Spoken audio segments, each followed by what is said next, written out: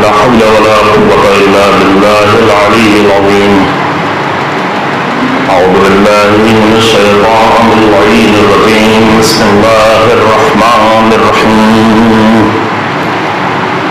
الحمد لله رب العالمين، والصلاة والسلام على سيد الأنبياء والمرسلين، خاتم النبيين أبي القاسم محمد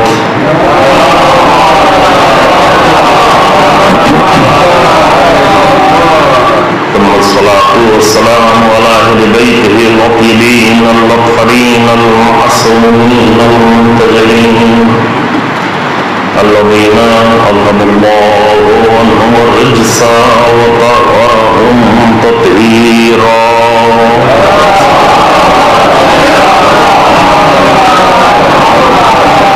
ولعنة الدائمة الباقية على أعدائهم أعداء الله أجمعين.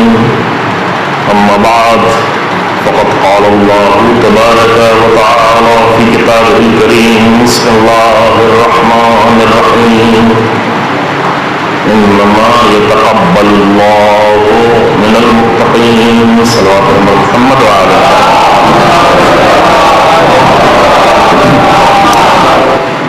سورہ مائدہ کی آیت ہے، اس کا آخری حصہ 27 نمبر کی آیت کریمہ، یہ 27 نمبر کی، اس کا آخری حصہ آپ کی خدمت میں پڑھا ہے. اس کا جو کنٹیسٹ ہے، اس سے آپ کو سباق ہو، تھوڑا آپ کی خدمت میں پیش کریں گے، اور چند مطالب انشاءاللہ، کیونکہ یہ مسلسل مجلسیں ہیں آپ کی خدمت میں، تو کوشش یہ ہوگی کہ مجلس طولانی نہ ہونے پائے، انشاءاللہ وقت پہ تمام ہو جائے. لیکن اس علاقے میں میری پہلی مجلس ہے، اور جہاں پہلی مجلس پڑھنی ہوتی ہے وہاں پہ تھوڑا سا مجھے وضاحت بھی کرنی ہوتی ہے. ابھی ہمارے جو میزبان ہیں، نام میں نے نہیں پوچھا، یعنی جناب قاسم صاحب کے فرزند، آپ کے والد، وہ کہہ رہے تھے کہ کسی ذاکر کے خطیب کا نام لے کر کے مجلس پڑھی اور پورے مجمع کو ہلا دیا. تو میں یہ سوچ رہا تھا کہ میں مجمع تو بالکل نہیں ہلاؤں گا ذرا بھی، لیکن مجمع کا ذہن اگر تھوڑا سا ہل جائے، اور پورا ذہن بھی نہیں، اگر اس کے کچھ سیلس اور کچھ خلیے بھی ہل جائیں، تو انشاءاللہ تعالیٰ وہ ہمارے لیے اور مجلس کے لیے اور ان کے سال ثواب کی ان کے لیے مفید ہوگا. ایک نقطے کی وضاحت اس لیے ضرور ہوتی ہے چونکہ عام طور سے جہاں پہ نئی جگہ مجلس پڑھ رہے ہوتے ہیں تو وہاں کو لوگ توقع ہوتی ہے کہ ابھی وہ پیک آنے والا ہے، ابھی جو ہے آواز بلند ہونے والی. مائک بھی یہاں تو ماشاءاللہ بہت اچھا ہے، آواز اچھی ہے، تو مجھے تو ضرورت نہیں محسوس ہوتی، میں یوں بھی جو ہے بلند آواز ادا نہیں کرتا، کیونکہ میری نگاہوں میں پھر قرآن کی آیت آنے لگتی ہے کہ بلند آواز والے کو کیا کہا جاتا ہے، وہ بتاؤں گا نہیں ہے، اس لیے نہیں بتا رہا ہوں تاکہ آپ کا ذہن کہیں اور نہ جائے. جو بھی پڑھتے ہیں ان کا احترام ہے، اپنی اپنی کوششیں ہوتی ہیں انسان کی. لیکن اصل نقطہ ہے وہ یہ ہے عزیزو کہ دو جگہوں کو ہم نے بدل لیا ہے. ممبر اور فرش اعلیٰ یہ ہے عقلانیت کی جگہ، عقل کی جگہ، فہم کی جگہ، سمجھنے کی جگہ، ذہن کے خلیوں کو ہلانے کی جگہ. یہ بہت زیادہ جذبات کی جگہ نہیں، تھوڑا بہت آمیزش ہو اچھا ہے، تھوڑا بہت ایموشنس ہو، تھوڑا بہت جذبات ہو، وہ ہر جگہ ضرورت پڑتی ہے. جہاں عمومی پبلک مجمع ہوتا ہے وہاں پہ تھوڑا بہت اس کی ضرورت پڑتی ہے، لیکن بہت زیادہ اس کی ضرورت نہیں ہے، کیونکہ یہ زیادہ عقلانیت کی جگہ ہے. ہاں جذبات کی جگہ ہے جہاں دشمن ہو، جہاں دشمن کا مقابلہ ہو، جہاں جنگ ہو، جہاں باطل طاقتیں ہوں، جہاں کھڑے ہونا ہو، وہاں پر جذبات کی ضرورت ہوتی ہے. ہم نے تھوڑا سا معاملہ بدل دیا ہے. ہم جو ہے جہاں پر عقلانیت چاہیے تھی سارے جذبات یہاں استعمال کر لیتے ہیں، تو جہاں باطل طاقتوں کے مقابلے میں جذبات کی ضرورت تھی وہاں خاموش ہو جاتے ہیں. یہ ہماری مشکل ہو گئی ہے. جہاں آج کے مذہبوں کے سامنے اور آج کے یزیدوں کے سامنے اپنی طاقت اور اپنے جذبات کی اظہار کرنے کی ضرورت تھی، وہاں ڈر جاتے ہیں، جبکہ ڈرنے کا حق انہیں نہیں ہے کہ جو کربلا کے وارث ہیں، ان کو ڈرنا ہی نہیں ہے، وہ ڈر ہی نہیں سکتے، کیونکہ میدان کربلا میں اتنا بڑا لشکر جس کی تاریخی تعداد الگ ہے، شاعری والی تعداد الگ ہے، لیکن شاعری والی تعداد سے آپ تاریخی تعداد نہیں مانا کریں۔ شاعری میں یہ گنجائش ہے کہ انسان مبالغہ کرے، مبالغہ سمجھ رہے ہیں نا، شاعری میں مبالغے کی گنجائش ہے، شاعری میں 2 لاکھ 9 لاکھ 20 لاکھ بھی کہتے ہیں، مبالغہ اچھا ہے، لیکن تاریخ الگ ہوتی ہے، شاعری الگ ہوتی ہے۔ تو شاعر اگر بیان کرے تو سن لیں، کیونکہ اس کو حق ہے مبالغہ کرنے کا۔ اب شاعروں کا مبالغہ تھوڑا کبھی بہت زیادہ ہو جاتا ہے، یہاں پہ شعراء بھی تشریف فرمائے، مجھے معلوم ہے، آپ انٹرنیٹ پر گوگل پہ جا کے سرچ کریں گے مبالغہ کہتے کسے ہیں اردو میں، تو وہاں پہ جو شعر آئے گا وہ شعر تھوڑا بہت اچھا نہیں ہے، لیکن ہم پڑھ دے رہے ہیں، ہے نا، جس سے اندازہ مبالغہ لوگ کہاں تک کرتے ہیں، اس لیے پڑھ رہے ہیں تاکہ یہ اندازہ ہو کہ ممکن ہے دین میں بھی آ کر مبالغہ کرنے لگے تو بات کہاں تک پہنچ جاتی ہے۔ تو وہاں پہ مبالغے کا نمونہ جو لکھا ہے وہ یہ لکھا ہے کہ کل رات، مطلب شعر نہیں پڑھتا جو اچھا نہیں ہے، ترجمہ پڑھ لیتا ہوں، یہ پڑھی دوں میں پڑھ دوں۔ کل رات ہجرے یار میں رویا میں اس قدر، چرخے فلک تک پہنچا تھا آنسو کمر کمر۔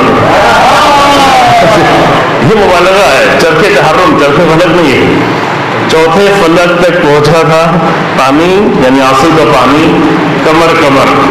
تو مبالغے میں چرخے تحرم تک پانی بھی پہنچ سکتا ہے، لیکن شاعری الگ ہے، حقیقتیں الگ ہیں۔ ایک نقطہ یہیں پہ آپ سن لیں، ذہن ہلانے والا، جسم کو ہلانے والا نہیں، مجنون کو ہلانے والا نہیں۔ ایک نقطہ یہ سن لیں کہ جن کے پاس حقیقتیں نہیں ہیں وہ مجبور ہے افسانے گڑھنے کے،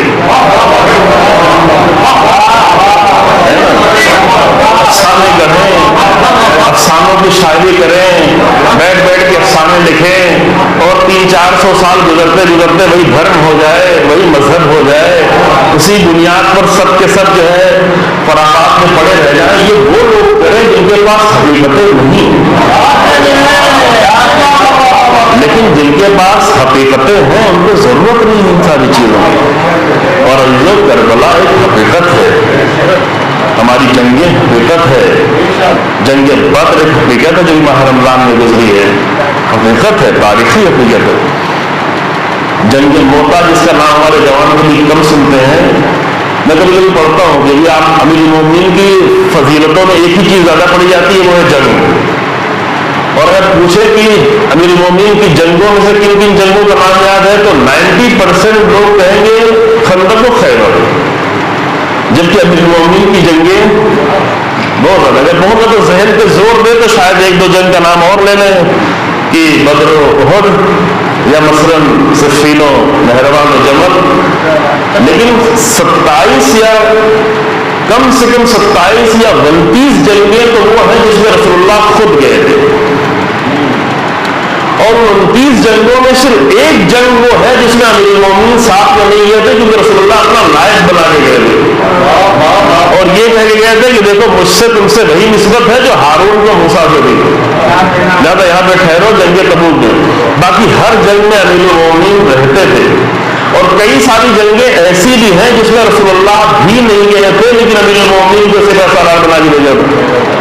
تو بہرحال ہماری یہ کمی تو ہے نا کہ ہم بہت ساری جنگوں کے بارے میں بھی ابھی نہیں جانتے، تو یہ باتیں میں ادھر نہیں لے جانا چاہتا ہوں ابھی، لیکن ایک جنگ کے بارے میں ہم نے ابھی اسی زمانے میں پچھلے ماہ رمضان سے جب سے قرآن کی توہین کی گئی اور رسول اللہ کی توہین کی گئی ہے، تو ایک جنگ کے بارے میں جس کے بارے میں لوگ نہیں جانتے ہیں تو اور جنگوں کے بارے میں جانتے ہیں کہ امیر المومنین نے کس طرح سے میرے خیبر اکھاڑ لیا ہے نا، تو یہ جو چیز جانتے ہیں پھر اسے بار بار کہیں تو کوئی اتنا ضروری نہیں ہے، کیونکہ جو چیز لوگ جان رہے ہیں اس میں اور اضافہ ہونا چاہیے۔ جنگ موتا ایک ایسی جنگ ہے جس کے بارے میں بہت کم لوگ جانتے ہیں، لیکن جنگ موتا کو اس لیے میں نے ان دنوں میں زیادہ پڑھا ہے کیونکہ آج ہمارے زمانے کے اعتبار سے اس کی بہت زیادہ ضرورت ہو گئی ہے۔ ہمارے جو حالات ہیں اور میں پڑھتا نہیں، ارادہ نہیں کیا تھا کہ میں نے آیت دوسری پڑھی ہے، لیکن چند جملوں میں ایک چھوٹا سا خلاصہ بیان کر کے چلا جاتا ہوں کہ جنگ موتا وہ ہے جو مدینے سے 1300 کلومیٹر کی دوری پر جارڈن کے بارڈر پہ لڑی ہے۔ اس جنگ میں امیر المومنین تو نہیں تھے، لیکن اس کے پہلے سپہ سالار جناب جعفر ابن ابی طالب امیر المومنین کے بڑے بھائی تھے۔ جعفر ابن ابی طالب کو تو آپ سب جانتے ہیں کہ جن کو رسول اللہ نے ایتھوپیا بھیج دیا تھا افریقہ، کچھ غریب لوگ مسلمان ہوئے تو ان کو لوگ اذیت کرتے تھے غلاموں کو، تو ان کو لے کے ایتھوپیا بھیج دیا تھا۔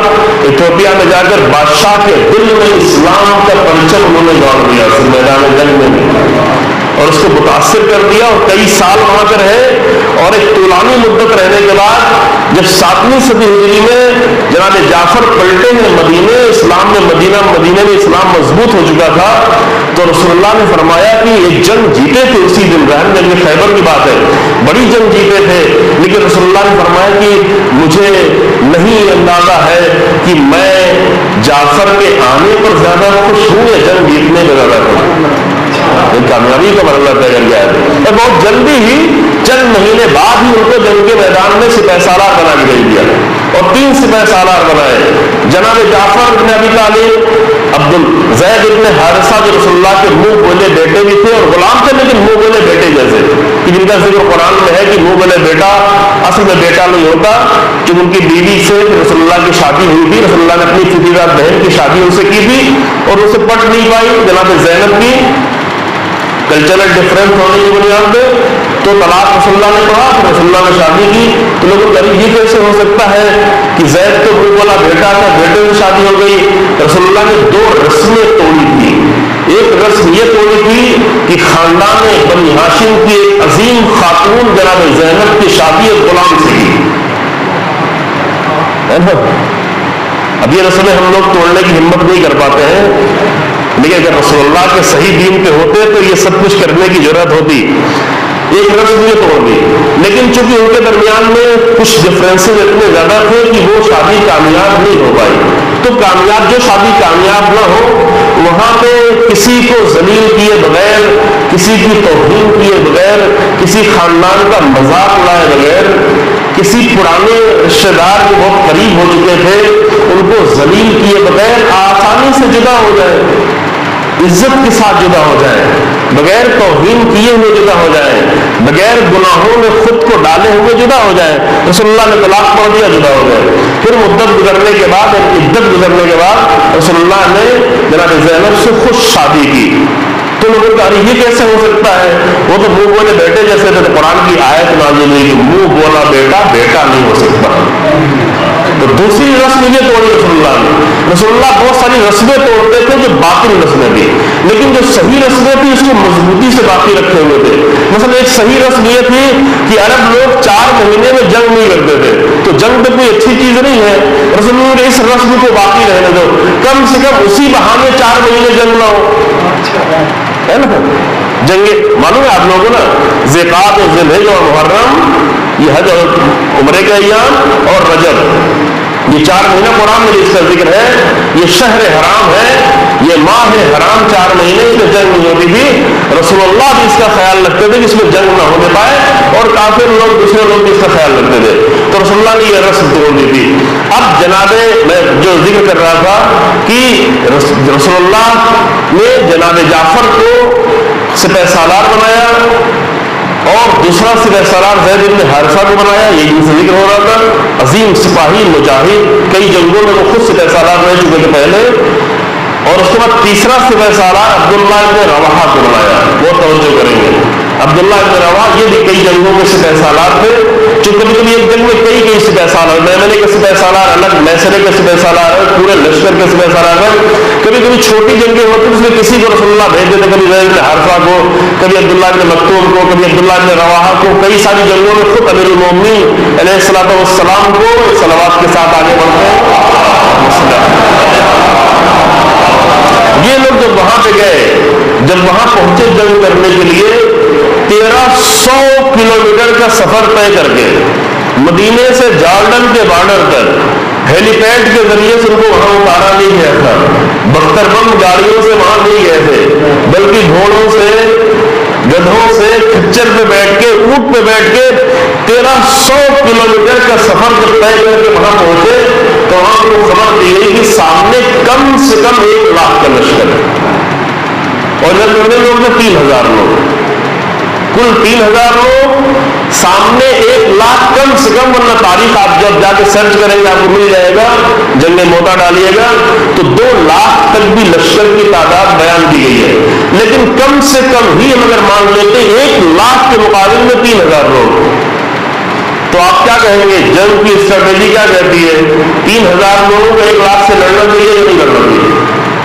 कोई भी स्ट्रेटेजिस्ट ये नहीं कहेगा कि 3000 लोगों को 1 लाख से लड़ना चाहिए, बल्कि ये कहेगा कि वापस चले जाओ, बड़ा लश्कर लेके आओ। बड़े लश्कर से चलो 1 लाख नहीं तो कम से कम 50,000 को लाओ, कम से कम 30,000 को लाओ, कम से कम 20,000 को लाओ। ठीक है, तुम्हारे पास तौहीद है, तुम्हारे पास अल्लाह पर ईमान है तो कुछ तो हो। 1 लाख से 3,000 लोग तो नहीं लड़ा करते। लेकिन मुश्किल ये थी कि रसूलुल्लाह ने जितने लड़ने लायक लोग थे सबको भेज दिया था पहले से, मदीने में और लश्कर था भी नहीं। अब क्या कहेंगे इसका नहीं? और अगर ये लोग डर के वापस चले आए तो उनके हौसले बुलंद हो जाएंगे और वो उनका पीछा करेंगे। पीछा करके मुमकिन इनको भी मार दे और पीछा करते करते मदीने तक पहुंच जाए, जो कि लश्कर बना ही रहे थे वो लोग मदीने के लिए। रसूलुल्लाह ने सुना था कि वहां लश्कर तैयार हो रहा है, इसलिए इन लोगों को भेजा था। तो अगर ये डर के वहां से वापस चले आते तो मुमकिन है मदीने तक हमला हो जाता, और अगर 1 लाख के लश्कर मदीने तक आता तो वहां की औरतों का क्या होता, बच्चों का क्या होता, रसूलुल्लाह का क्या होता, दीन का क्या होता, इस्लाम का क्या होता। अब बताएं स्ट्रेटेजी क्या कहती है? इनको लड़ना चाहिए या नहीं लड़ना चाहिए? देखिए, मैंने पहले कह दिया है कि मैं ज्यादा मजमा नहीं हिलाऊंगा, लेकिन जहन थोड़ा अपना आपको हिलाना पड़ेगा। लड़ना चाहिए नहीं लड़ना चाहिए? उन्होंने कहा कि रात में इकट्ठा हो गए, मीटिंग की, कुछ लोग डरे हुए थे। जब सख्तियों में कुछ लोग डरे हो तो कुछ वहां पर मजबूत लोगों की जरूरत है जो लोगों में हौसला पैदा करे, जो आज भी जरूरत है। और जो हमारे क्योंकि सिर्फ तारीख में नहीं पढ़ रहा हूं, तारीख जो हमारी मुश्किलात को हल करे वो हम देखना चाहते हैं। आज भी जरूरत है। अगर लोग डर जाए, अगर लीडर्स डर जाए, अगर कौमी डर जाए, अगर जिम्मेदार लोग डरने लगे तो ऐसे कुछ लोगों की जरूरत है कि जो लोगों के हौसलों को बुलंद करे, उनके अंदर से खौफ निकाले। अजीजों, तो रात में मीटिंग हुई, कुछ लोग वाकई सहमे हुए थे कि 3,000 लोग क्या करेंगे 1 लाख लोगों के सामने। तो वहां पर तीसरे सिपह सालार जनाब अब्दुल्लाह इब्न रवाहा, बहुत ही खूबसूरत दास्तान उनकी, लेकिन मैं पढ़ूंगा नहीं, उनकी रुखसत होने की दास्तान भी बहुत है। अजीम पिछले साल माह रमजान में इसको जंगों को तफसील से पढ़ चुके, क्योंकि पिछले साल माह रमजान से थोड़ा पहले जिहाद पर हमला किया गया था, तो हमने तकरीबन पूरे महीने ही 26 आयतों पर और जिहाद पर जो है, अलबत्ता कोरोना था तो ऑनलाइन प्रोग्राम किए थे और दूसरी जगह से जा रहे थे, तो वहाँ तफसील से ये जंग पड़ी है। लेकिन वहां पर जब मीटिंग की गई, सब लोग जलसा हुआ, इकट्ठा हुए रात में कि क्या करें, 3,000 लोग 1 लाख के मुकाबले में क्या करें। तो जनाब अब्दुल्लाह इब्न रवाहा तीसरे नंबर के सिपह सालार ने ये कहा कि तुम ये बताओ, जिस चीज से तुम लोग डर रहे हो, क्या हम उसी के शौक में इतना लंबा सफर करके नहीं आए? ये मसला है, ये आज की समझने के लिए। वो जो इतनी दूर से आए हैं 1300 किलोमीटर का सफर करके, भूखे प्यासे, वहां पे न अपना खाना था न गजाएं थी, जो सूखी रोटियां लेके आए थे वो भी खत्म हो गई थी, मुश्किल से कभी कोई ऊँट जिल कर लेते थे तो कुछ खाना होता था। तो इतना तूलानी सफर जो तय करके आए हैं, इस एक जुमले ने उनके अंदर रूह डाल दी कि भाई हम आए हुए शौक शहादत में, हम शहादत की उम्मीद लेकर मदीने से निकले हैं, और जो शहादत की उम्मीद लेकर निकलता है फिर वो किसी चीज से नहीं करता, फिर उसके दिल में कभी खौफ नहीं बढ़ता। तो एक जुमला जनाब अब्दुल्लाह इब्न रवाहा का एक जुमला उसने पूरे लश्कर में एक एनर्जी डाल दी, एक ताकत डाल दी। कौन सी ताकत? शहादत की ताकत, अल्लाह की राह में खुद को पेश करने की ताकत, कुर्बानी देने की शहादत ताकत, जो भी हमारे अंदर नहीं पैदा हुई है। हम दुआओं की हद तक तो कह देते हैं, दुआ अहद में की वल मुस्तशहीन बैन यदै, ऐ अल्लाह हमें इमाम ज़मान के सामने शहीद होने वालों में करार दे। ہم قرآن بھی پڑھ لیتے ہیں، سورہ احزاب کی آیت جس میں قرآن کہتا ہے من المؤمنین الرجال، تمام مومنوں میں کچھ ہی لوگ ہیں جو مرد ہیں، یہ قرآن کی آیت ہے۔ ابھی اس کلچر سے بہت دور ہے، واقعی دور ہے۔ تمام مومنوں میں کچھ ہے جو مرد، من المؤمنین، مومنین میں سے، رجال کچھ لوگ مرد ہیں۔ اب یہ آیت ہم یقین نہیں پڑھیں گے، وضاحت انشاءاللہ میں کبھی توفیق ہوئی بات میں کہ صدقوا ما عهد اللہ علیہ، جنہوں نے اللہ سے کیے ہوئے وعدے کو پورا کر دیا، فمنہم من قضى نحبہ، تو اس میں کچھ لوگ وہ ہیں جو اللہ کے وعدے کو پورا کرتے کرتے شہید ہو گئے، ومنہم من ينتظر، اور کچھ لوگ وہ ہیں جو شہادت کا انتظار کر رہے ہیں۔ یہ ہے قرآنی مرد۔ لیکن جنڈر والا مرد الگ ہے، وہ آپ سب ہیں، ہم سب ہیں، داڑھی ہے، چہرہ مردوں والا ہے تو ہم مرد ہیں۔ لیکن جو قرآنی مرد ہے وہ جنڈر والے مرد سے نہیں پہچانا جائے گا، وہ اس سے پہچانا جائے گا کہ اس کے دل میں شوق شہادت ہے یا نہیں۔ منہم من ينتظر، جو انتظار کر رہے ہیں۔ اور اگر کسی قوم کے دل میں شوق شہادت پیدا ہو جائے تو پھر اسے کوئی بھی نہیں ڈرا سکتا، نہ کوئی فرعون، نہ کوئی یزید، نہ کوئی لشکر، نہ کوئی طاقت۔ عزیزوں کربلا کے میدان میں یوں تو شروع میں 72 تھے، لیکن آخر میں ایک عباس میدان میں کھڑے تھے تو 30,000 کا لشکر ڈر رہا تھا، لیکن علی کا لال نہیں ڈر رہا تھا۔ ہم ان کے حوالے سے ہے نا، وہ نہیں ڈرتے، چونکہ ڈرتے وہ لوگ ہیں جن کو مرنا نہیں ہے۔ تو آپ نہیں ڈر رہے ہیں۔ سیریا میں بڑا سے بڑا لشکر لائے گئے، یورپ سے، چیچینیا سے، افغانستان سے، پوری عرب دنیا سے اربوں ڈالر خرچ کیے گئے، اسلحے دیے گئے، اسلحے ان کے اوپر لا کے گرائے جاتے تھے، جتنے اسلحے چاہیے انہیں، یہ سب کچھ ہوتا تھا۔ لیکن ایک انسان کو ہوتا جس نے ابتدائی مرحلے میں صرف 500 لوگوں کی تربیت کر کے ان کے اندر شوق شہادت پیدا کر دیا، ورنہ یہ داعشی لشکر صرف 400 میٹر کے فاصلے پہ تھا۔ حرم جوان زینب سلام اللہ علیہ سلوات کے ساتھ صرف 400 میٹر گولے وہاں تک آ رہے تھے، حرم تک میں جا کے دیکھ آئے ہوں زینب کو، وہاں تک گولے آ رہے تھے، لیکن اس سے 400 میٹر کے فاصلے پہ ایسے دہشت گرد ظالم قسم کے لوگ موجود تھے، لیکن شہید قاسم سلیمانی نے ابتدائی منزل میں صرف 500 لوگوں میں شوق شہادت پیدا کر دیا تو سب کو خوفزدہ ہو کر بھاگنا پڑا، لیکن یہ مجاہد واپس نہیں پڑتے۔ ہاں جانیں دی، لیکن جان دینی پڑتی ہے۔ جب سخت مرحلے طے کرنے ہوتے ہیں تو قربانیاں دینی پڑتی ہیں۔ جو قربانیاں دینے سے ڈرتے ہیں وہ بڑے کام کبھی کر ہی نہیں سکتے، کوئی بھی بڑے کام نہیں کر سکتے۔ آپ یہ سمجھتے ہیں کہ ہم مثلا امیر المومنین سے محبت کرتے ہیں، امیر المومنین سے محبت بھی بہت بڑی چیز ہے، بہت بڑی چیز معمولی لوگ نہیں کر سکتے، کبھی کبھی اپنے آپ کو دھوکہ نہیں دیتے۔ امیر المومنین کی محبت ایک عظیم ہے۔ امیر المومنین خود نبی ملاقہ میں فرماتے ہیں لو احبنی جبل لتحافر، اگر پہاڑ بھی مجھ سے محبت کرے گا تو ٹکڑے ٹکڑے ہو جائے گا۔ تو جو اپنے آپ کو ٹکڑے ٹکڑے کرنے کے لیے آمادہ ہو وہ امیر المومنین سے محبت کا دم بھرے، مالک اشتر کی طرف سے۔ اور یہی جملہ حسین بن علی سلام اللہ علیہ نے 8 ذی الحجہ کی شب میں میدان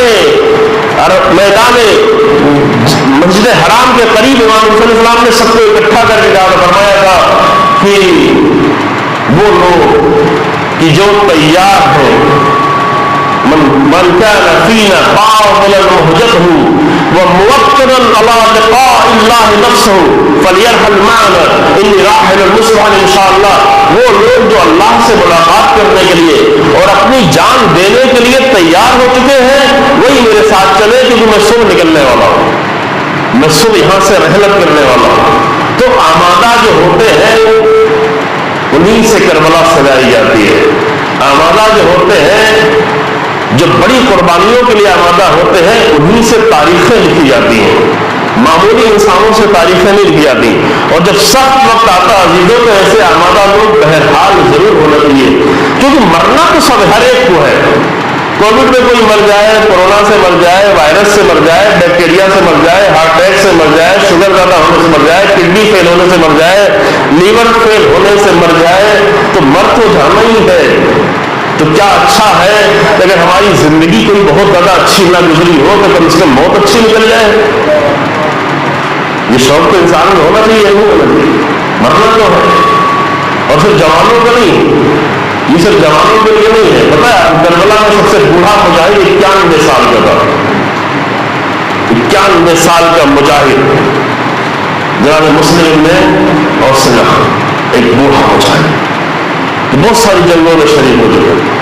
तो वो उन्होंने ये नहीं कहा कि मैं 91 साल का बूढ़ा इंसान जाके क्या कर लूंगा, कितना जंग करूंगा, जबकि जंग भी बहुत की, क्योंकि जिसके दिल में हक की ताकत आ जाती है तो वो कुव्वत बाजू से जंग नहीं लड़ा करता, वो ईमान की एनर्जी से जंग लड़ा करता है।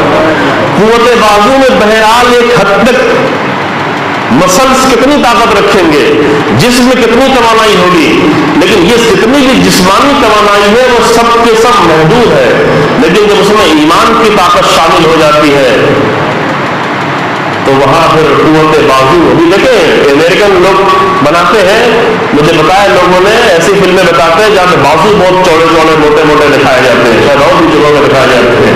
ये बाजुओं से डरने वाले लोग वो हैं जिनके दिल में ईमान नहीं है, लेकिन जिनके दिलों में ईमान होता है वो मामूली भूखे प्यासे, जिनके पास कपड़ा भी नहीं है, जिनके पेट उनकी पीठ तक चिपके हुए हैं, जो कई कई दिन खाना नहीं खाए हुए हैं, वही यमन के लोग आज सऊदी अरब के बड़े बड़े बाजू मोटे बाजुओं वालों को शिकस्त दे रहे हैं और 7.5 साल से मुसलसल शिकस्त दे रहे हैं। शिकस्त देते जा रहे हैं, यमन में शिकस्त दी, सीरिया में शिकस्त दी, लबनान में शिकस्त दी, इराक में शिकस्त दी, ये सारे शिकस्त के मंजर हैं। और यही सारी चीजें कहां पैदा होती हैं, जब इंसान में एक नुक्ता पैदा हो जाए कि जब इंसान अल्लाह के लिए होना शुरू हो जाए। क्योंकि शहादत यूं नहीं मिलती। एक जुमला मैं जल्दी से कह के शहीद कासिम सुलेमानी का जुमला दोहरा के चला जाऊं, क्योंकि बहुत सारे जवान थे, मुझे खुद भी याद है, तकरीबन 6 साल पहले मशरा पढ़ रहे थे इमाम इरबा अलैहिस्सलाम के हरम में, एक सलवात इमाम इरबा अलैहिस्सलाम के नाम की देखिए, सलवात बहुत ही अजीब शान अमल है। मेरा अंदाजा गुफ्तगू ये है कि शायद मुझे पानी पीने की जरूरत ना पड़े, मैं थकूं भी नहीं। आप एक सलवात जो पढ़ते हैं जाकिरों को थोड़ा सहारा देने के लिए, वो अच्छी चीज है, लेकिन जाकिरों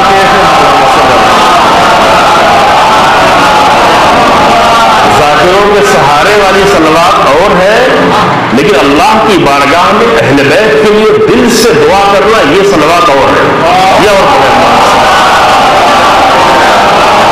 ये बहुत ही अजीम शान है। ये शिया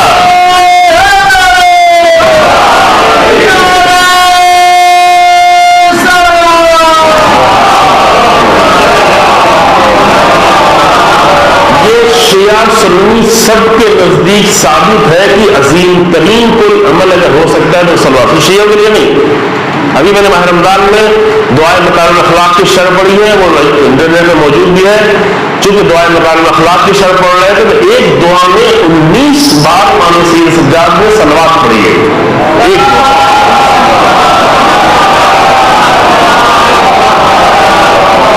तो वहां पर पूरी एक मजलिस, बल्कि एक मजलिस से ज्यादा 1.5 मजलिस जो है पूरी तकरीर वो सिर्फ सलवात के ऊपर है। अगर फुर्सत होगी जाकर सुन लीजिएगा।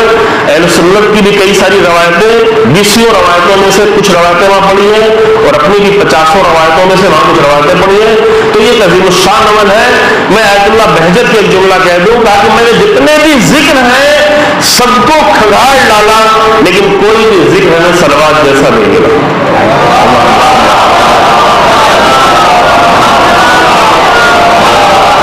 शब जुमा है, कल जुमे के दिन है।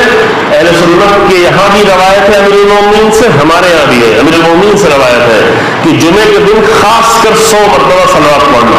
एक रवायत इनके यहाँ 80 बार की और एक रवायत है 100 बार की, कि 100 बार की रवायत है कि वो खास करके लोग आप लोग याद रखें कि अगर यहाँ पे ज्यादा सलवात ना पढ़े तो कल इंशाअल्लाह 100 सलवात नमाज के बाद पढ़िएगा। मैं भी इंशाअल्लाह पढ़ूंगा।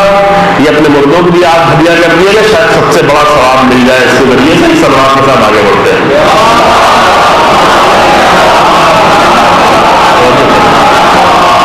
तो क्या बोल रहा था, ये भी इतना बड़ा सारी कोशिश की गई। कहाँ पैदा होता है? शेख कासिम सुलेमानी का जुमला दोहराना चाह रहा था। वो एक तकरीर कर रहे थे, बड़े मजमे में सिपाहियों की तकरीर थी और हजारों लोग थे जिनके अंदर शौक शहादत था।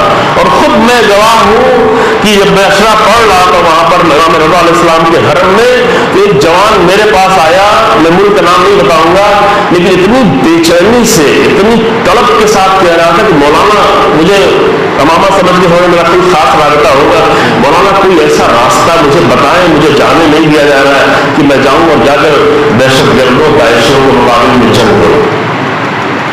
शौक शहादत उसके अंदर मचल रहा तड़प रहा था।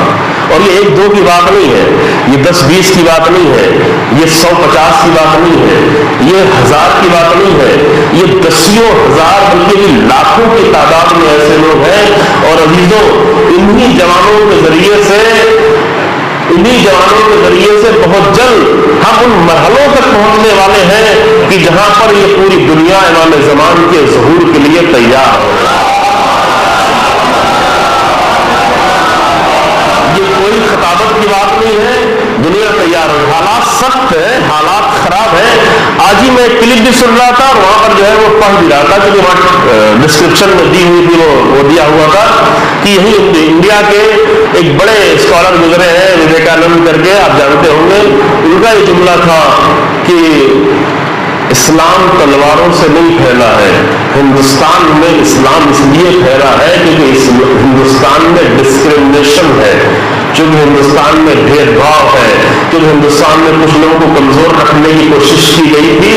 तो इस्लाम आया, इस्लाम ने कहा कि तुम सब एक हो, तुम सब एक माँ बाप की औलाद हो। और ये मैं बार बार कहता हूँ, पिछले इसी अरबईन में हम वहां अशरा पढ़ ले, वहां पे इसी सूर्य का पूरा अशरा पढ़ा गया। तो उसकी आयत ये सूरह हुजरात की, तो कुरान कहता है या अय्युहन्नास इन्ना खलक़नाकुम मिन ज़करिन व उन्सा व जअलनाकुम शुअबन व क़बाइल लिताअरफ़ू, तुम सबको मैंने एक मर्द और एक औरत से पैदा किया है और तुमको जो मुख्तलिफ गिरोहों में, मुख्तलिफ कबीलों में, मुख्तलिफ शक्लों में, मुख्तलिफ जगहों पर तकसीम कर दिया है। ये सिर्फ और सिर्फ इसलिए है कि तुम पहचाने जाने को, ये सिर्फ आइडेंटिफिकेशन के लिए है, ये सिर्फ आइडेंटिटी कार्ड बनवाने के लिए है, ये कोई भी फजीलत नहीं है।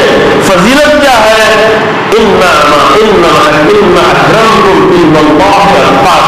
तुमने सबसे ज्यादा बाफजीलत वो है जो अल्लाह के नजदीक पाकीज़ा और मुत्तक़ी।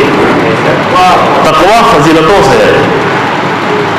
फजीलतें, करामतें ये मेयारों से है।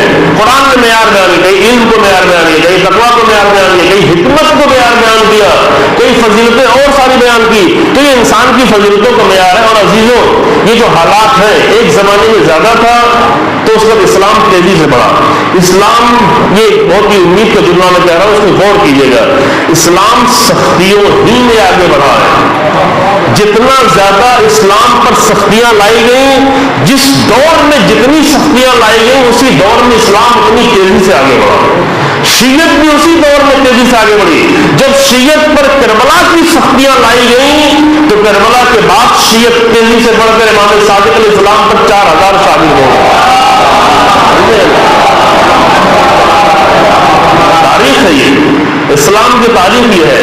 और ठीक है, सख्तियों में कुछ कुर्बानियां होंगी, कुछ मुश्किलात होंगी, कुछ परेशानियां होंगी, लेकिन ये परेशानियां मोमिनीन को खौफजदा न कर दे, मायूस नहीं कर दे, क्योंकि इन्हीं सख्तियों के बाद आज फिर दोबारा डिस्क्रिमिनेशन है, आज फिर भेदभाव है, आज फिर तमीज है, आज फिर कम ज्यादा का फर्क ज्यादा किया जा रहा है, बड़े पैमाने पर, हुकूमती पैमाने पर किया जा रहा है। और जब ये ज्यादा हो जाएगा तो इसके लाजमी नतीजे के तौर पर इस्लाम की मवासावात और अदालत का जब पैगाम सामने आएगा तो इस्लाम के पलटने का दिन आएगा, इस्लाम को उभरने का दिन आएगा।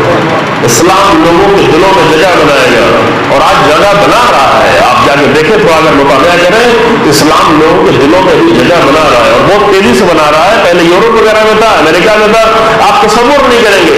इसी साल मुहर्रम में मैंने 5 या 4 मजलिसें पढ़ी हैं साउथ कोरिया की, क्योंकि वहां जाके तो नहीं पढ़ सकता था, अभी ऑनलाइन सब चल रहा था, तो वहां पढ़ी और मुझे बहुत अच्छा लगा कि कई सारे जवान जो कुरान पढ़े हुए, कुरान की अच्छा तलावत करते हुए, कुरान की तफसीर बयान कर रहे हैं मेरी मजलिस से पहले, जवान बच्चे वहां सर्विस करने वाले। तो یہ اصل میں اسلام کی وہ روح ہے جو قرآن نے پہلے ہی بیان کی تھی کہ لوگ چاہتے ہیں کہ اپنی پھوکوں سے چراغ کو بجھا دیں، لیکن اللہ متم نورہ، چراغ یہ پھوکوں سے نہیں بجھتا ہے نا، پھوکوں سے یہ چراغ اور بھڑکتا ہے، اور یہ جو پھوک ماری جا رہی ہے پورے ہر طرف سے، یہ پھوکیں اسلام کو کوئی نقصان نہیں پہنچائے گا۔ ہاں ممکن ہے کسی کو تھوڑا مرحلہ سخت ہو جائے، لیکن ان پھوکوں کے ذریعے سے اسلام کی شمع اور روشن ہوگی، اسلام کا چراغ اور بھی بلند ہونے والا ہے۔ تو جو چیز بنیادی ہے وہ یہ ہے عزیزوں کہ فقط انسان آمادہ ہو جائے۔ یہ شوق شہادت پیدا کہاں سے ہوتا ہے، یہ نقطہ بیان کر کے آگے بڑھتا ہوں۔ شیخ قاسم سلیمانی اپنے جوانوں سے کہہ رہے تھے کہ دیکھو اگر تم شہادت کی موت مرنا چاہتے تم سب کے اندر وہی شوق تھا کہ ہم یوں نہ مر جائیں، بیکار میں نہ مر جائیں، بیمارستان اور ہاسپٹل میں نہ مر جائیں، قدموں پہ رگڑ رگڑ کے ایڑیاں رگڑ رگڑ کے گھر پہ نہ مر جائیں، کہیں ایسے گر کے نہ مر جائیں، دکان پہ نہ مر جائیں، سڑک پہ نہ مر جائیں، اللہ کی راہ میں مریں۔ تو انہوں نے بہت ہی خوبصورت نقطہ بیان کیا کہ اگر تم اللہ کی راہ میں شہادت چاہتے ہو تو اللہ کی راہ میں جینا سیکھو، کہ جو اللہ کی راہ میں جینا سیکھتا ہے شہادت اسی کو نصیب ہوتی۔ پتا ہے عام طور سے جملہ پڑھتے ہیں لیکن اس کو زیادہ توجہ نہیں ہوتی، ہم یہ دیکھتے ہیں کہ قتل کون کر دیا گیا، مار کون دیا گیا۔ آیت پڑھی ہے نا آپ سبھی جانتے ہیں، لا تحسبن الذین قتلوا فی سبیل اللہ یا لا تقولوا لمن یقتل فی سبیل اللہ اموات، جو لوگ اللہ کی راہ میں قتل کر دیے گئے ان کو گمان بھی نہ کرنا، انہیں کہنا نہیں، الگ الگ آیت میں اس طرح کہا جا رہا ہے۔ تو وہاں پہ ہماری زیادہ توجہ کیا ہوتی ہے، ہماری ساری توجہ جو اللہ کے جو قتل کر دیا گیا ہم قتل کی طرف دیکھ رہے ہیں، جان جانے پہ دیکھ رہے ہوتے ہیں، جبکہ جان جانا اتنا اہم نہیں ہے۔ ہزاروں لوگ تو روزانہ ایکسیڈنٹ میں مر جاتے ہیں، دسیوں ہزار لوگ جو ہے وہ طرح طرح کی چھوٹی چھوٹی بیماریوں میں مر جاتے ہیں۔ تو جان کا جانا اتنا اہم نقطہ نہیں ہے، فی سبیل اللہ ہونا اہم نقطہ ہے جو قرآن بیان کر رہا ہے۔ اصل نقطہ وہ ہے فی سبیل اللہ جو قرآن میں جگہ جگہ آیا ہے۔ جب کوئی فی سبیل اللہ ہو جاتا ہے، جو اللہ کی راہ میں آ گیا، تو اسے ڈر کس بات کا، اسے خوف کس بات کا، اسے مرنے کا ڈر نہیں ہے، اسے شہادت کا ڈر نہیں ہے۔ اور شہادت کا ڈر نہ ہو تو ایک انسان سینکڑوں پر بھاری پڑ جاتا ہے، یقینی طور پر بھاری پڑ جاتا ہے۔ یہ سب جملے میں نے اس لیے کہے کہ وہ نقطہ آپ کے سامنے آ جائے۔ جو آیت بھی پڑھی ہے میں ترجمہ کر کے ایک مطلب سے بیان کرتا ہوں، لیکن بہت بنیادی مطلب ہے، چونکہ ہماری سوچ یہ ہے، آپ ضرور ہماری بات مان لیں کہ مجلسوں سے کوئی نہ کوئی مشکل حل ہونا چاہیے۔ مشکل مجلس میں آئے تھوڑی دیر ہم تفریح کرا کے تھوڑا خوش کر کے آپ کو چلے جائیں، تو بہرحال اللہ اکبر، میں ایک بات نہیں کہنا چاہ رہا تھا لیکن آئے گی تو کہتا چلو نہیں، کہ جن مجلسوں کی ہم نے عادت کر لی ہے، اگر اسی خطابت کی عادت ہماری رہی تو شاید امام زمان کی خطابت سننے کے لائق ہی نہ رہ جائے۔ یہ غور کریں گے تو بہت سارے جوان کہیں یہ کون سی خطابت ہے، تو امام زمان تو لکھنؤ والی خطابت نہیں کریں گے نا، امام زمان کی خطابت امیر المومنین جیسی ہوگی، امام زمان کی خطابت رسول اللہ جیسی ہوگی۔ تو جن خطابت کی ہم نے عادت کر لی ہے کہ حتی شہادت کی شب میں بھی ہنگامہ کر رہے ہوتے ہیں، امیر المومنین کی شہادت کی شب ہے، جناب زہرا کی شہادت کی شب ہے، شب عاشور ہے، 7 محرم ہے، 8 محرم ہے، اس میں ہمیں صرف تفریح سو گئی ہوتی ہے۔ اگر ایسی خطابت کی ہم نے عادت کر لی ہے تو نہ آج کے کسی عالم کو سن پائیں گے، ہمیں چھوڑیں معمولی سے تعلیم میں، نہ آج کے کسی عالم کی عالمانہ گفتگو سن پائیں گے، نہ کل امام زمان کی خطابت سن پائیں گے، کیونکہ عادت ہی نہیں ہے۔ یہ بہت سوچنے والا، میں نے آپ سے شروع عرض کیا تھا کہ تھوڑا آپ کو سوچنا پڑے گا، غور کرنا پڑے گا۔ لہٰذا عزیزوں قوم کی جو حالت ہے، علمی حالت، اقتصادی حالت، اخلاقی حالت، فیملی کے مسائل، اختلافات، جس قوم کو آ کر دنیا کی دوسری قوموں کے لیے نمونہ بننا چاہیے تھا، کیونکہ وہ اہل بیت کے وارث ہے، ان کے بعد اہل بیت کی میراث ہے، آج ان قوم کو لوگ تانے دے رہے ہیں तुम कैसे लोग हो, कहाँ रहते हो, गंदे इलाकों में, गंदी गलियों में, गंदी जिंदगी, गंदे मकानात में, गंदे घरों में, गंदी सोच के साथ। आपको सब छोड़ा, आपके थोड़े से मोमिन हो, इंशाल्लाह सबकी हालत अच्छी होगी। हम तो लखनऊ देखते हैं, हम तो बड़े बड़े शहरों को देखते हैं, क्या हालात है, कैसे चला रहे हैं मोमिन घर के लोग, जवान लोग क्या कर रहे हैं, बच्चे क्या कर रहे हैं, बच्चियां क्या कर रही हैं। तो अजीजों, अगर ये सब कुछ तब्दील हो सकता है अगर सिर्फ मिंबर की हालत को तब्दील कर दिया जाए, और मिंबर की हालत को अपनी हम हिंदी और पाकिस्तानी खिताबत से निकाल कर अगर अमीर मोमिनीन की खिताबत का एक कतरा भी हम ले लें, और अगर अमीर मोमिनीन की संजीदा खिताबत हमारे मिंबर पर आ जाए, तो कौम की पूरी हालत तब्दील होना है। ये हो के रहेगा, क्योंकि इससे होने के जरिए ही हम इमाम ज़मान के लायक बनेंगे। हम मौजज़ों से इमाम ज़मान के लायक बनने वाले नहीं हैं, क्योंकि अगर मौजज़ों से बनना होता तो 1200 साल के इंतजार की जरूरत नहीं थी, पहले ही हो जाते। कुछ तब्दीलियां आनी है और वो तब्दीली यकीनी होगी, ये होना ही होना है। लेकिन ये कि कौन हो कौन ना हो, ये इंसान को तय करना है।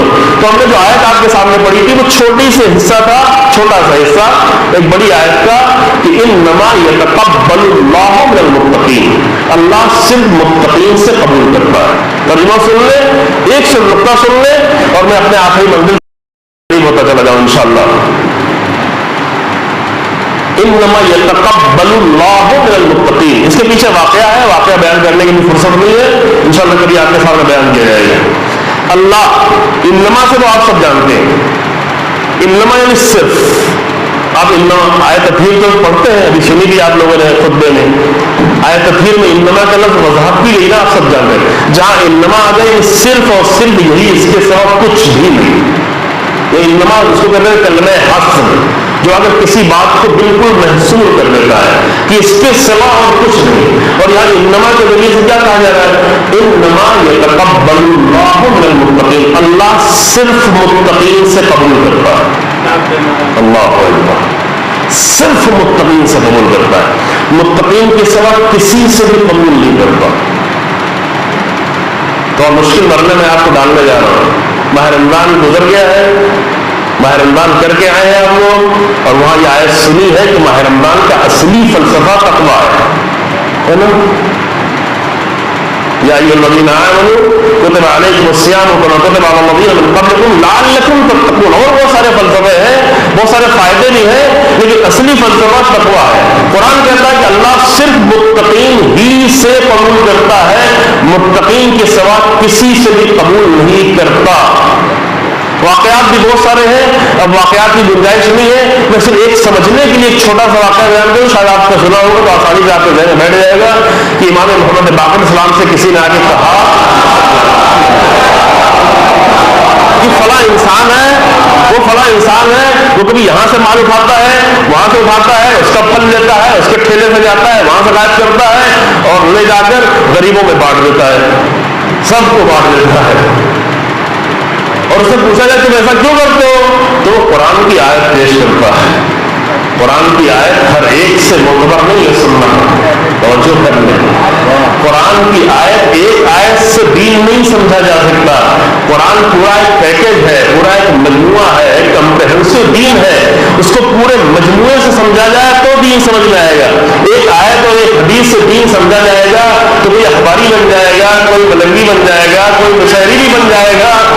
अगर एक आयत एक हदीस है, अगर पूरे दीन से समझा जाएगा तो ये इंसान एक आयत पढ़ता था क्या कुरान कहता है कि मन जाअ बिल हसनति फलहु अशरु अमसालिहा, जो भी अच्छा काम करेगा उसको 10 गुना मिलेगा, और कोई बुरा काम करेगा उसका एक के बदला 1 मिलेगा। तो मैं एक बुराई करता हूं और जाके दे देता हूं किसी को, तो इतनी मैथमेटिक्स तो सब आपकी भी अच्छी है कि 10 नेकियां मिली है, एक हमारी कमी हो गई है, तो 10 नेकियों में से एक कमी को माइनस कर दे, 9 बच जाती है, तो हम फायदे में चल रहे हैं। ऐसा दीन हमारे सामने भी पेश किया जा रहा है, समझें इस बात को। अभी हमारे सामने भी इस तरह के एक आयत वाला एक हदीस वाला दीन पेश किया जा रहा है और हमारे जवान नहीं समझ पा रहे। जब ये बात इमाम बाक़िर इस्लाम के पास आई,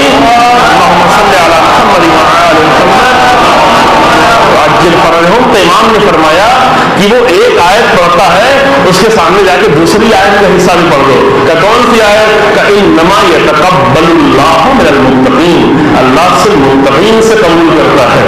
یہ مائنس پلس نہیں ہوگا، یہ صرف مائنس ہی مائنس جائے گا، یہ ٹوٹل مائنس ہے.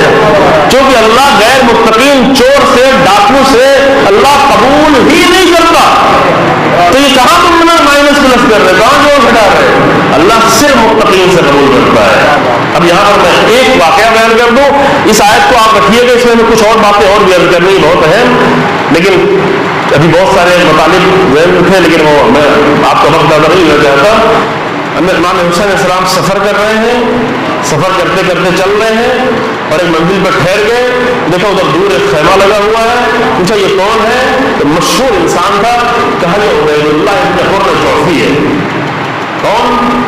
نام یاد رکھے، عبید اللہ ابن حر جوفی. آپ جا کے گوگل سرچ کریں گے، معتبر سائٹوں میں آپ کو اس کی پوری ڈیٹیل مل جائے گی. بہت ہی عجیب و غریب ڈیٹیل ہے، وہ سب زیادہ تھوڑا تفصیلی ہو جائے گی. کہا یہ جوفی ہے. تو امام نے حجاج ابن مسروق جوفی انہی کے قبیلے، اسی قبیلے کا فرد امام کے لشکر میں، امام کے کاروان میں تھا. حجاج ابن مسروق جوفی کو بھیجا کہ جاؤ اس کو میرے پاس بلا کے لاؤ. وہ جب گئے وہاں پہ امام کا پیغام دیا، اس نے کہا کہ میں خدا کی قسم کوفے سے نکلا ہی اسی لیے تھا کیونکہ میرا سامنا امام حسین سے نہ ہو گئے. چونکہ میں نے سنا تھا امام حسین کوفے آنے والے ہیں، اس لیے میں نے کوفہ چھوڑ دیا تھا. یہ فرزند رسول اللہ ہے، اگر وہ میرے سامنے آ کے کہیں گے تو میں کیسے منع کروں گا، لہٰذا میں نے کوفے ہی چھوڑ دیا تھا. میں امام کے سامنے نہیں جانا چاہتا تھا. اللہ اکبر، نہیں جانا چاہتا. وہ واپس آ گئے، حجاج بن مسروق جوفی واپس آ گئے. امام کو بتا دیا. امام خود اپنی جگہ سے اٹھے اور اٹھ کے اس خیمے پر چلے گئے. کیوں چلے گئے؟ یہاں پہ ایک نقطہ ہم بیان کرتے ہیں لوگ کہ کچھ لوگ ہیں جو کہتے ہیں کہ لوگ میرے پاس آئے، میرے پاس علم ہے، تو علم والے کے پاس، کنویں کے پاس پیاسے لوگ آئے، لیکن جو لوگ کنویں جیسے ہیں وہ انتظار کرتے ہیں کہ پیاسے ان کے پاس آئے، لیکن جو لوگ دریا جیسے ہیں، جو لوگ بادلوں جیسے ہیں، وہ پیاسوں تک خود ہی پہنچ جاتے ہیں پیاس بجھانے کے لیے. اور حسین ابن علی پہنچ گئے کہ شاید کہیں ہدایت کا انتظام ہو جائے. اور جیسے امام خیمے میں داخل ہوئے، اس نے اپنی مسرت چھوڑ دی اور امام کو مسرت میں بٹھایا، خود کنارے بیٹھ گیا اور بیٹھ کے امام کے چہرے کو دیکھا. یہ معتبر روایات ہیں، جو امام کے چہرے کو دیکھ کے کہتا ہے کہ آپ کے بال بالکل داڑھی کے کالے ہیں، کہ آپ خضاب لگاتے ہیں یا نیچرل فطری طور پہ کالے؟ کہا نہیں، میری عمر زیادہ ہو گئی ہے، میں نے خضاب لگایا ہوا ہے، خضاب کیا ہوا ہے. لیکن امام نے کہا چھوڑو ان باتوں کو چھوڑو، میں تمہیں یہ کہنے آیا ہوں کہ تمہارے گناہ بہت زیادہ ہیں، کیا تم معافی چاہتے ہو؟ اللہ، گناہ بہت زیادہ ہے. بہت سارے گناہ کیا ہیں، وہ تاریخ میں کچھ سخت ہیں، لیکن ایک بڑا گناہ میں بیان کر دیتا ہوں، باقی آپ جا کے پڑھیے گا. کہ ایک بڑا گناہ اس کا یہ تھا کہ آج سے 1961 ہجری کے تقریباً 24 سال پہلے جنگ صفین میں امیر المومنین کے مقابل میں جنگ کر چکا تھا. اتنا بڑا گناہ. اب کسی کا اگر اتنا بڑا گناہ ہو کہ کوئی میرے بابا، اور صرف بابا نہیں، جو امام کے مقابل میں جنگ کر چکا ہے، تو ہمارے جیسے لوگ ہوں گے نہیں جانو تو گمراہ لوگ ہیں، تو کچھ نہیں کیا کرتا. جیسے ہم کہتے ہیں نا، ارے یہ گمراہ لوگ ہیں، وہ فلاں فرقے کے ہیں، وہ فلاں مذہب کے ہیں. اگر یہی نظریہ ائمہ کا ہوتا تو آج ہم لوگ بھی وہی ہوتے. سمجھ رہے ہیں؟ نہیں، بلکہ ایسا انسان جو امام کے مقابل میں جنگ کر چکا تھا، اسے بھی امام نجات دینے کے لیے پہنچے، اس کے لیے بھی آپشن رکھا، راستہ رکھا کہ تیرے گناہ زیادہ ہے، کیا تو معافی چاہتا ہے؟ کہا ضرور معافی چاہتا ہوں. کیا اگر تو معافی چاہتا ہے تو میرے ساتھ چل. پھر معلوم تھا کہ جائیں گے تو مارے جائیں گے، یقینی ہے مارا جائے گا، یقینی ہے شہادت. میں شروع میں بول چکا ہوں، جس کے اندر شوق شہادت نہیں ہو وہ کبھی بھی حسین بن علی کا راستہ طے نہیں کر سکتا. جس کے اندر شوق شہادت نہیں ہو وہ کبھی بھی امیر المومنین کے ساتھ ٹھہر نہیں سکتا. چلا جائے گا تو چھوڑ کے چلا آئے گا، میدان میں چھوڑ کے چلا آئے گا، نہیں ٹھہر سکتا. لہذا اس نے کہا کہ آقا میں آپ کا احترام کرتا ہوں، میں آپ کے بارے میں جانتا ہوں، آپ رسول اللہ کے نواسے ہیں، آپ کی بات میں کاٹ نہیں سکتا، لیکن میں گھر جانا چاہتا ہوں. اور یہ اتنا آسان مسئلہ نہیں تھا، سفر میں نکلا تھا، گھر جانا چاہ رہا تھا. کوئی بھی انسان ہوتا کہتا میں ابھی گھر والوں کو خبر بھی نہیں لی ہے، کوئی موبائل تھوڑی نہیں فون کر کے بتا دینے جا رہا ہوں، لوگ انتظار کر رہے ہوں گے کب میں گھر جانا چاہ رہا ہوں، لیکن میں آپ کو اپنی قیمتی ترین چیز دے رہا ہوں. یہ گھوڑا آپ کو دے رہا ہوں, یہ تلوار آپ کو دے رہا ہوں. میرا گھوڑا ایسا ہے کہ آج تک میں نے جس کا بھی پیچھا کیا میں نے پکڑ لیا, اور کسی نے بھی اگر میرا پیچھا کیا تو مجھے پکڑ نہیں پایا. تیز رفتار گھوڑا, اچھا گھوڑا, میری آج کے زمانے کی بہت لگژری قسم کی گاڑی سمجھ لیجیے, اور اچھی تلوار. اور میدان سفر میں, سفر کی حالت میں ایک مسافر کے لیے سونا جواہرات اتنے قیمتی نہیں ہوتے جتنا گھوڑا اور تلوار قیمتی ہے, تاکہ سفر پورا ہو سکے, کوئی حملہ کرے تو اپنے آپ کو بچا سکے. لیکن وہ انسان دل سے اپنی قیمتی ترین چیز دے رہا ہے کہ گھوڑا بھی لے لو, تلوار بھی لے لو. میں آپ کو گھوڑا بھی دے رہا ہوں اور تلوار بھی دے رہا ہوں, لیکن میں آپ کے ساتھ نہیں آ سکتا. تو وہاں پر حسین ابن علی سلام اللہ علیہ نے سورہ کہف کی چھوٹی سی آیت کا حصہ پڑھا, فرمایا ما تم تو متخذ المضلین عضدا, ہم گمراہوں کو اپنا قوت بازو نہیں بناتے. کیا ہم گمراہوں کو, اگر تم گمراہی کی, اگر توبہ کر کے میرے ساتھ, چونکہ توبہ کا مطلب ہی ہے کہ حسین ابن علی کے ساتھ چلے. توبہ کا مطلب یہ نہیں کہ توبہ کر کے اپنا گھر چلا جائے. توبہ کر کے اگر خیمے میں بیٹھا رہتا کہ میں نے توبہ کر لی ہے, میں حسین ابن علی سے نہیں لڑوں گا, میں جنگ ہی نہیں کروں گا, میں بیماری کے بہانہ بنا لوں گا, میں خیمے میں بیٹھا رہوں گا, اگر میں جنگ میں نکلا بھی تو تلوار نہیں اٹھاؤں گا, اگر تلوار اٹھائی تو ماروں گا نہیں کیونکہ میں نے توبہ کر لی ہے, تو یہ حر کی توبہ کامل توبہ نہیں ہوتی. کیونکہ اگر یہ سب کچھ کر کے اپنے خیمے میں بیٹھا رہتا, توبہ دل سے بھی کر لیتا, اس کی جان بچ جاتی, اس کے بچوں کی جان بچ جاتی, اس کے عہدے بعد مل جاتے اور اس کی توبہ بھی ہو جاتی. لیکن اس کو توبہ نہیں کہتے, اس توبہ میں مزہ نہیں ہے. توبے کا مزہ یہ ہے کہ حسین ابن علی کا لشکر بعد میں شہید ہو اور پہلے شہید ہو جائے. اس طرح حسین ابن علی کے ساتھ آئے, ساتھ آنا توبہ ہے. ساتھ آنا توبہ ہے. لہذا امام نے آیت پڑھ کے اسے وضاحت کر دی کہ میں تمہاری تلوار نہیں چاہتا, میں تمہارا گھوڑا نہیں چاہتا, کیونکہ گمراہ لوگوں کو میں اپنا قوت بازو بنا ہی نہیں سکتا. آج حسین ابن علی نے صرف 61 ہجری میں جملہ نہیں کہا, حسین ابن علی کا یہ جملہ آج بھی ہے کہ دیکھو مجھے تمہاری تقریر نہیں چاہیے, تمہاری خطابت نہیں چاہیے, تمہارا ہنر نہیں چاہیے, تمہاری شاعری نہیں چاہیے, تمہارا اذخانہ نہیں چاہیے, تمہارا تبرک نہیں چاہیے. یہ سب کچھ چاہیے ہے اگر راہ حسین ابن علی پہ چلنے کو تیار. لیکن اگر راہ حسین ابن علی پہ نہیں چلتے تو نہ گھوڑا چاہیے, نہ تلوار چاہیے, نہ اذخانے چاہیے, نہ خطابت چاہیے, نہ شاعری چاہیے. حسین گمراہوں کو کبھی اپنا قوت بازو نہیں بنا سکتے. جب ہم سب کو یہ بہرحال کہیں نہ کہیں طے کرنا پڑے گا کہ راہ حسین ابن علی پہ چلنا ہے تو گمراہی کے ساتھ نہیں ہو. یہ نہیں کہ سال بھر کچھ بھی کرتے رہے, عاشور کے دن علم اٹھا لیا اگر اور سب سے بڑے مولائی بن گئے. یہ جملہ میں نے حیدرآباد میں کہا ہوا ہے, شاید اس کی یہاں ضرورت نہیں ہے لیکن دوہرا دیتا ہوں کہ ایک زمانے میں مولائی ہونے کا معیار مالک اشتر ہوا کرتے تھے, ابو ذر تھے, سلمان تھے, قمر تھے. ایک زمانے میں مولائی ہونے کا معیار حبیب نے مظاہر تھے, مسلم نے اوسجا تھے, زہر قائم تھے. آج کیسے کیسے مولائی کو لا کے کھڑا کر دیا جاتا ہے. میں طنز نہیں کر رہا ہوں, میں اس لیے کر رہا ہوں کہ چونکہ اس کے دل میں اہل بیت کی محبت ہے تو اللہ اسے بھی موقع دے کہ وہ اپنا تبرک وغیرہ دے کر حسین ابن علی کو چھوڑ کے چلا نہ جائے, بلکہ حسین ابن علی کے ساتھ رہے تو ہمیشہ کے لیے ساتھ ہو جائے. ویسے نے تمام کیا عزیزو, حر کو پتا ہے حر نے کیا کیا تھا. حر کا کارنامہ یہ تھا کہ حر نے چند دن امام حسین کے ساتھ گزار دیے تھے. یہ ساتھ یا 10 دن مجلسیں اس لیے کی جاتی ہے کہ ہم صرف فرش ادا پہ نہیں بیٹھے, ہم خیالوں میں یہ نہیں سوچتے کہ امام حسین کہیں آگے بیٹھے ہوں گے, بلکہ اس لیے کہ حسین ابن علی کے حقیقی جو تعلیمات ہیں ان کے ساتھ ہو جائے.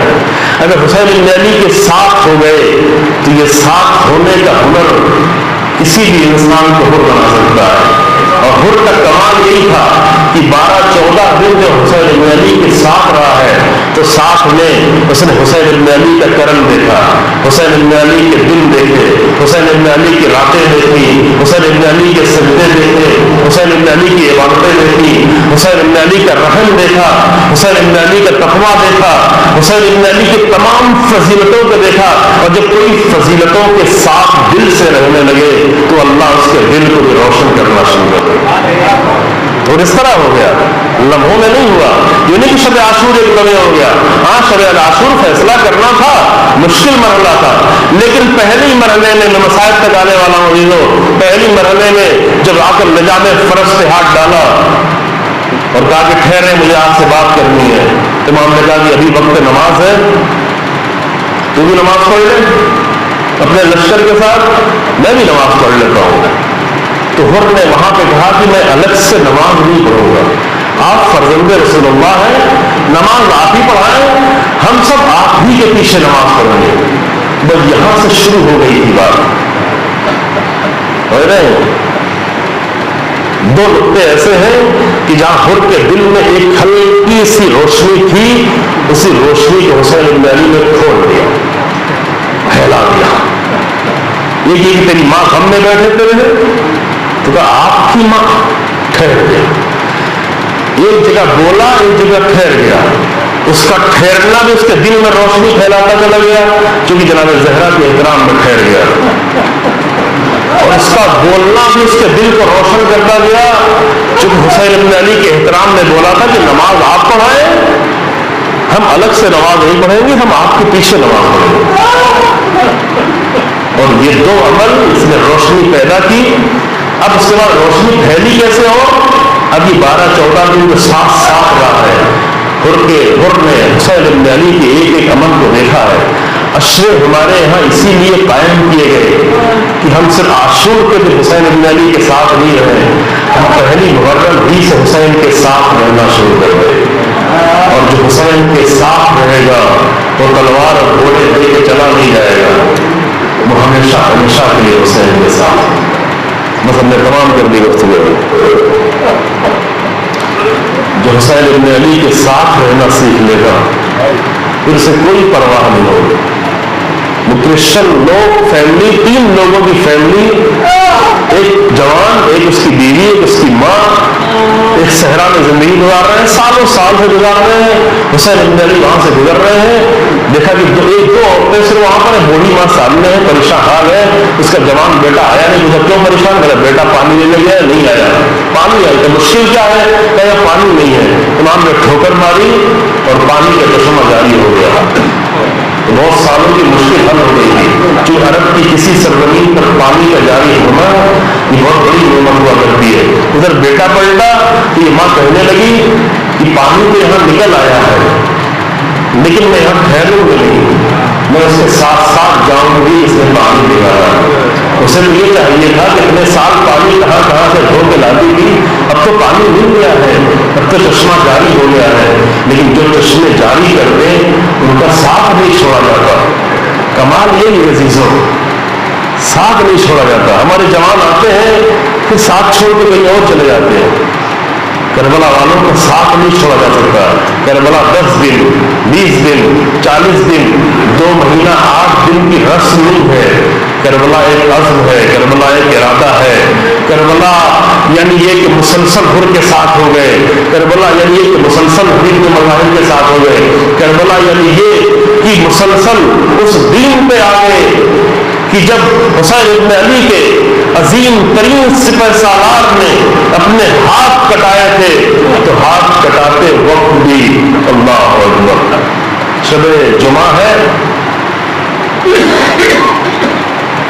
میں نے پہلے سوچا تھا کہ حسین ابن علی سلام اللہ علیہ کا جملہ مسائب پڑھوں گا، لیکن کئی دن سے نہیں پڑھا ہے اس لیے یہ مسائب پڑھتا ہوں۔ یہ بہت دن گزر گئے ہیں، ابوالفضل عباس کے مسائب پڑھا، یہ عظیم مجاہد، پورا مسائل نہیں، اس کا وہ کچھ حصے ہیں جو معتبر کتابوں میں لکھے ہیں، لیکن اس میں شاید آپ کو بہت زیادہ رونا نہ آئے، اور ہمارے ذاکرین صرف وہی پڑھتے ہیں جس پہ تھوڑا رونا کسی طرح آ جائے، لیکن کچھ بہت ساری اور بھی چیزیں ہیں جس پہ شاید رونا کم آئے لیکن بہت کچھ تبدیل کر دے۔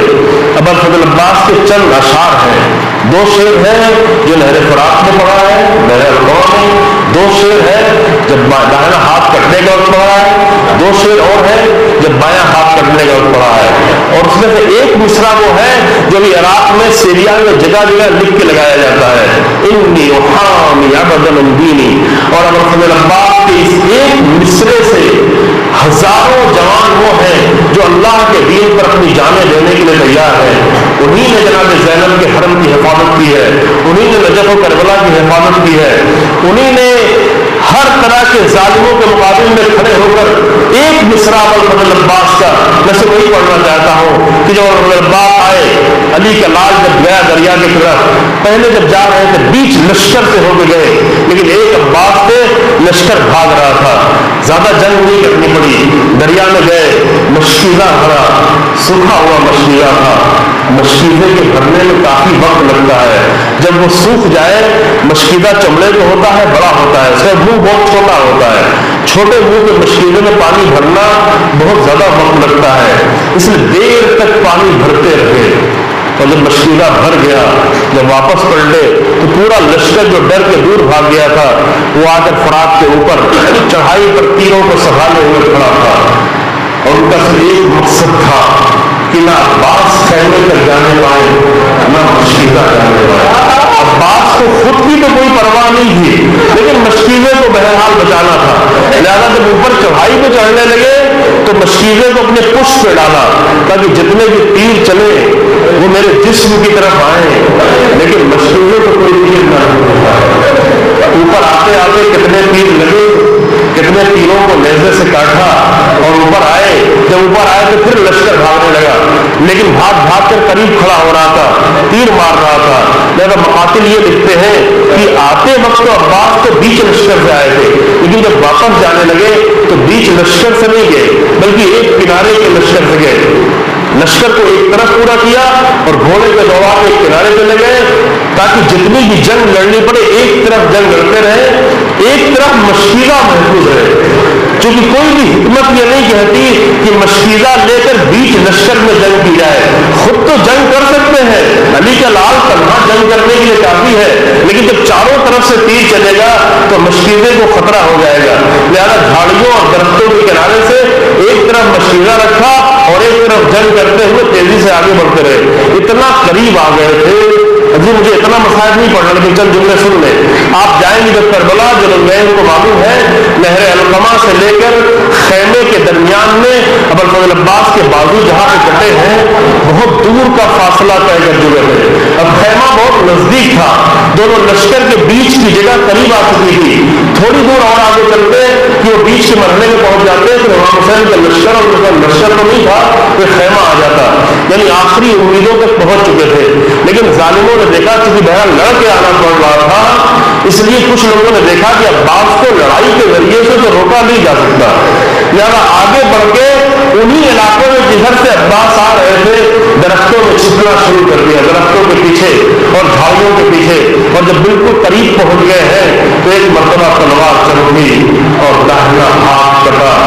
जब दाहिना हाथ कटा, यहाँ आप लोगों ने इसके बाद शेर जब दाहिना हाथ कटा तो अब्बास के जबान से कलमा निकला, वल्लाहि इन क़ताअतुम यमीनी, अल्लाह की कसम अगर तुमने मेरा दाहिना हाथ काट डाला, यमीन कहते हैं दाहिना यसार बायां, अगर तुमने अल्लाह की कसम मेरा दाहिना हाथ काट डाला, इन्नी उहामी अबदन दीनी, तो अल्लाह की कसम फिर भी मैं अपने दीन की हिमायत करता हूँ। यहाँ पर खैर दुआ दी, ये अली का अब्बास है, ये अमीरुल मोमिनीन का अब्बास है, ये उम्मुल बनीन का अब्बास है। हमारे जवान लखनऊ के अब्बास, जाकिरों के अब्बास से अब्बास को नहीं समझे। हमारे जहनों में जो अब्बास है वो कुछ और है, लेकिन अमीरुल मोमिनीन का अब्बास और है। अमीरुल मोमिनीन का अब्बास वो है कि दाहिना हाथ कटने पर बहुत सारी चीजें सोच सकते थे, पानी, मशकीज़ा, बच्चों की टाट, सबसे बढ़कर हुसैन इब्न अली की टाट, उससे भी बढ़कर हुसैन इब्न अली की तन्हाई, खैमे, बीवियां, ये सब कुछ सोच सकते थे। लेकिन जो इंसान सोचता है वही जबान पे आता है। ये ऐसा शेर नहीं जो पहले से अब्बा फजल अब्बास ने कहा हुआ था, ये हुनर था کہ فوراً شیخ کہتے تھے تو جب داہنا ہاتھ کٹا ہے تو پہلے جملے میں کچھ بھی نہیں کہا، سب سے پہلا جو لفظ آیا وہ یہ ہے کہ ہاتھ کٹ گیا ہے لیکن پھر بھی میں اپنے دین کی حمایت کرتا ہوں گا، دین کو تنہا نہیں چھوڑوں گا۔ پھر جب دین کی بات کہی تو پھر وارث دین کی بھی بات کہی، الامام صادق الیقین نجل النبی الطاہر الامین، میں اپنے امام کی جو سچا ہے، جو امین ہے، جو پاکیزہ ہے، جو رسول اللہ کا نواسا ہے، میں اس کی حمایت کرتا رہوں گا۔ میرے لیے ایک ہاتھ ہی کافی ہے اپنے آقا کی حفاظت کے لیے اور اپنے دین کی حمایت کے لیے۔ یہ کہہ کر ابھی بھی لڑتے جا رہے ہیں اور آگے بڑھتے جا رہے ہیں۔ تھوڑی دور اور آگے بڑھے تھے کہ دوسری تلوار چلی اور دوسری تلوار چلنے میں جب بایاں ہاتھ کٹا، اللہ اکبر، ایک غیرتدار مجاہد کا میدان جنگ میں اگر دونوں ہاتھ کٹ جائے یہ پتہ نہیں، ہم شاید تصور نہیں کر پائے عزیزوں۔ ایک ایسا مجاہد جو حسین بن علی کی تنہائی کو دیکھ رہا ہے، جو دیکھ رہا ہے کہ میرا آقا تنہا ہونے جا رہا ہے، خیمے میں بیویاں تنہا ہونے جا رہی ہیں، اس عباس پر چند لمحوں میں کیا گزر گئی کہ میں اپنے دونوں ہاتھ کٹا کے اب میں کیا کروں گا، اب کیسے امام کی حفاظت کروں گا، اب کیسے خیموں کی حفاظت کروں گا۔ لیکن صرف ایک کام ابھی اور کر سکتے تھے کہ کسی طرح مشکیزہ کو خیمے تک پہنچا دے، اب جان کی کوئی امید نہیں ہوئی، لیکن مشکیزے کو سنبھالا اور سنبھال کر پھر بھی خیمے کی طرف آگے بڑھتے رہے۔ اور جب تھوڑی دور اور آگے بڑھے مسلمان کے مسائل ہو تو ایک سنسناتا ہوا تیر آیا، مشکیزے کو سامنے رکھا، خود کو مشکیزے پہ ڈال لیا، اور جتنے بھی تیر آ رہے تھے وہ جسم میں ہر جگہ پیوست ہو رہے تھے، لیکن کوشش یہ تھی کہ مشکیزے کو کوئی تیر نہیں لگے، تو ظالموں نے مشکیزے ہی کو پھر نشانہ بنایا، اور جب کنارے سے آ کر ایک تیر مشکیزے میں لگا ہے تو عزیزوں مشکیزہ لگنے میں، مشکیزے میں تیر لگنے سے ایک چھوٹا سا صرف سوراخ ہوتا ہے، اگر تلوار لگے تو پورا مشکیزہ کٹ جائے گا، سارا پانی گر جائے گا، لیکن اگر تیر لگے تو صرف ایک چھوٹا سا سوراخ ہوگا، اور چھوٹے سے سوراخ کو ہاتھوں سے پکڑ کر پانی کو روکا جا سکتا ہے، لیکن پانی کو اور ہاتھوں سے مشکیزے کو وہ پکڑے ہوئے جس کے ہاتھ سالم ہو۔ اب عباس کی حالت یہ ہے کہ مشکیزے کے سوراخ سے پانی بہ رہا ہے، اندر سے یہ طلب ہو رہی ہے کہ ہاتھ اٹھے اور سوراخ کو پکڑ لے، لیکن جب دیکھتے ہیں تو ہاتھ موجود نہیں ہے، بار بار اندر سے ہاتھ اٹھنا چاہتا ہے لیکن ہاتھ ہی موجود نہیں ہے، پورا پانی مشکیزے کا گرتا گیا، آہستہ آہستہ گرتا گیا، اور عباس حسرت بھری نگاہوں سے دیکھتے رہے، اور اب جو واپس پلٹے تو واپس پلٹتے وقت صرف ایک مرتبہ خیمے کی طرف دیکھا، حسین ابن علی کی تنہائی یاد آئی، سر پہ گرد پڑا، زمین پر آنے لگے، اے کاش کہ کسی نے یہ خبر ماں کو نہ دی ہوتی، لیکن ام المؤمنین جنت البقیع میں جا کر قبریں بنا کے فریاد کرتی تھی، مروان جیسا ظالم میں رونے لگتا تھا جب ام المؤمنین یہ نورسیاں پڑھتی تھی، اے میرے لال مجھے یہ خبر دی گئی ہے کہ تیرے ہاتھ کاٹ دیے گئے تھے، اگر تیرے ہاتھ سالم ہوتے تو کس میں مجال تھی جو میرے عباس کے قریب آتا، کس میں جرأت تھی جو میرے حسین سے نزدیک ہو سکتا۔ انا للہ وانا الیہ راجعون، سيعلم الذين ظلموا أي منقلب ينقلبون، ربنا تقبل منا إنك أنت السميع العليم، بحق محمد وعترة الطاهرين۔ افضل سے گزارش ہے پہلے چند دعائیں کر لیتے ہیں کہ اللہ اس عمل کو قبول فرمائے، اسے عبادت کا درجہ عطا فرمائے، ہمیں راہ تقویٰ پر مضبوطی سے باقی رہنے کی توفیق عنایت فرمائے۔ ہمارے اعمال میں بہت ساری کوتاہیاں ہیں، بہت ساری کمیاں ہیں، لیکن پروردگار اپنے کرم سے ان سب کو قبول فرمائے۔ پروردگار ہمیں راہ ہدایت، راہ قرآن، راہ ابوالفضل عباس پر مضبوطی سے چلنے کی توفیق عنایت فرما۔ پروردگار عالم اسلام میں جہاں جہاں بھی مشکلات اور مشکلات کو حل فرما، ظالموں کے ظلم کو ان کی طرف پلٹا دے، اہل شر کے شر سے امت مسلمان کو، خاص مومنین کو نجات دے۔ جو مجاہدین دنیا بھر کے ظالموں کے مقابل میں کھڑے ہوئے ہیں، پروردگار ان کو کامیابی اور کامیابی عطا فرما۔ جو لوگ اس راہ میں شہید ہو گئے ہیں اور گزشتہ 8 سالوں میں 10,000 کی تعداد میں بہت ہی عظیم انسان شہید ہوئے ہیں، परवरदिगार उन सब के दर्जात को बुलंद फरमा। परवरदिगार जिन मरहूम के सारे सवाब की मजलिस है उनकी मग़फ़िरत फरमा। यहाँ जो मोमिन पर तशरीफ़ फरमा है उन सब के मोमिन पर रहमत नाज़िल, उनके मरहूमिन पर रहमत नाज़िल फरमा। और परवरदिगार इमाम ज़माना के ज़हूर में ताजील फरमा और हमें इमाम के हकीकी नासरों में करार दे। आखिर में आप लोगों से गुजारिश है कि सूरह फातिहा और सूरह तौहीद की तिलावत फरमा कर सलावत के साथ मरहूम सरताज हुसैन इब्न एजाज हुसैन और अहसन हुसैन इब्न सरताज हुसैन की रूह को इसाल फरमा।